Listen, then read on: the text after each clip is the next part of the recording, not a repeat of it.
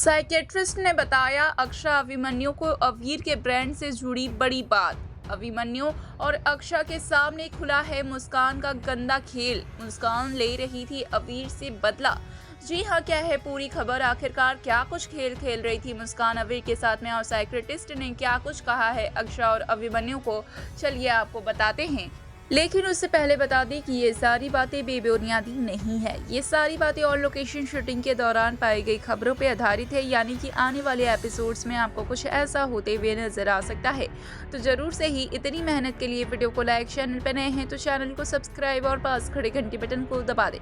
तो चलिए दोस्तों, शुरुआत करते हैं, जहाँ पे हम आप सभी को बता दें कि अक्षा और अभिमन्यु अवीर को लेकर बहुत ज़्यादा परेशान है। अवीर के इस बिहेवियर को लेकर अक्षा अभिमन्यु बहुत ज़्यादा परेशान है और इस वजह से एक साइकियाट्रिस्ट से मिलने के लिए जाते हैं अक्षा अभिमन्यु, जहां पे डॉक्टर बताते हैं अक्षा अभिमन्यु को अवीर की हालत के बारे में, जहां पे अवीर का ब्रेन टेस्ट होता है और उसके बाद वो बताते हैं, रिपोर्ट्स में आए हैं कि अवीर अब डिप्रेशन में जा रहे हैं और इसके पीछे किसका हाथ है ये भी पता चलता है, क्योंकि अवीर यूं ही डिप्रेशन में नहीं जा रही है। डॉक्टर बताते हैं कि अवीर को डिप्रेशन में जाने के लिए कुछ दवाइयां दी जा रही है, वो भी उनके खाने में मिलाकर, क्योंकि दवाइयों का असर जरा कम है।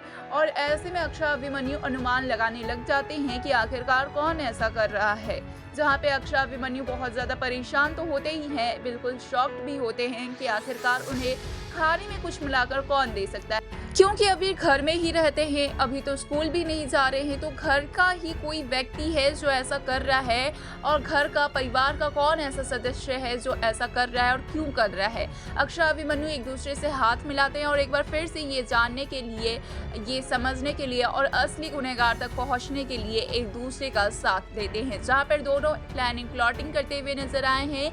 और अक्षा और अभिमन्यु ये प्लान बनाते हैं कि अब घर के सभी सदस्यों पर निगरानी रखनी है। सभी सदस्य जो अवीर से मिल रहे हैं, जो भी खाने को कुछ दे रहे हैं, उन सब पर निगरानी रखनी है और सबसे ज़्यादा खास निगरानी कहीं ना कहीं मुस्कान पर रखनी है, क्योंकि अक्षा और अभिमन्यु दोनों को यह लगता है कि अब मुस्कान है जो कि बदला ले सकती है।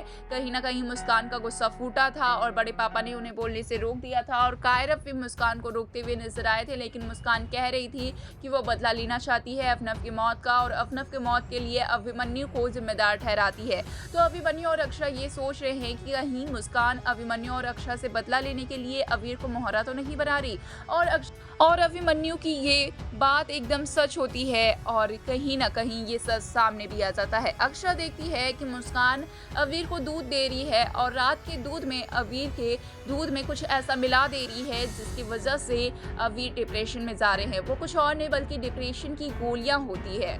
ये देखने के बाद अक्षा के पैरों तले जमीन खिसक जाता है कि मुस्कान कभी ऐसा भी कर सकती थी, अक्षा ने नहीं सोचा था।